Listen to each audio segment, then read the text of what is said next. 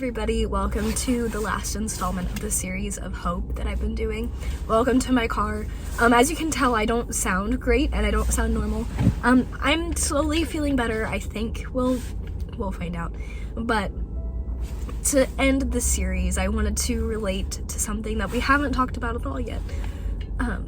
Something that I think is a physical representation of hope that we can have.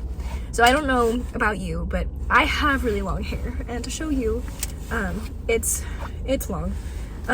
There's more. And I'm getting my hair cut next week. Now I don't know how short. I'm definitely not going to in length, but maybe about cutting off that much hair. That's a lot of hair. That's a lot of hair. I tell you this because there's a lot of cultures that they do fun ceremonies when they cut someone's hair. They do really fun ceremonies. It's a whole thing. They only do it on full moons, etc., etc., etc. And I don't think they do that just to have a fun ceremony.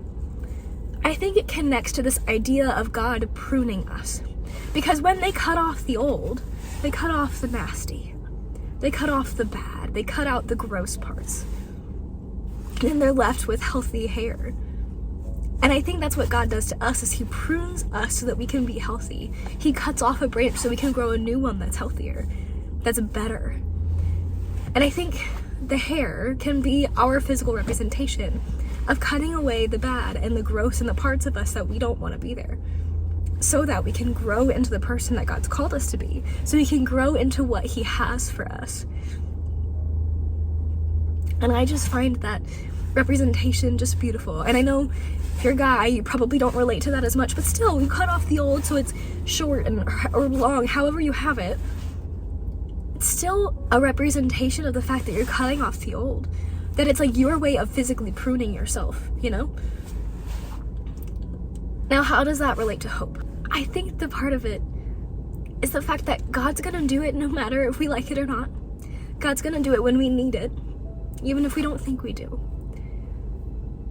so that we can be who he's called us to be. So whatever you're going through, if it's wonderful, if there are trials, if there are struggles, if there's things that you just can't change, all of that is happening. God's allowing it to happen. He's causing it to happen, however it is, so that you can become the person he needs you to be. So you can become the person that he's called you to be. Even if you're 70 years old, he's still calling you to that. He's still calling you to be a specific kind of person.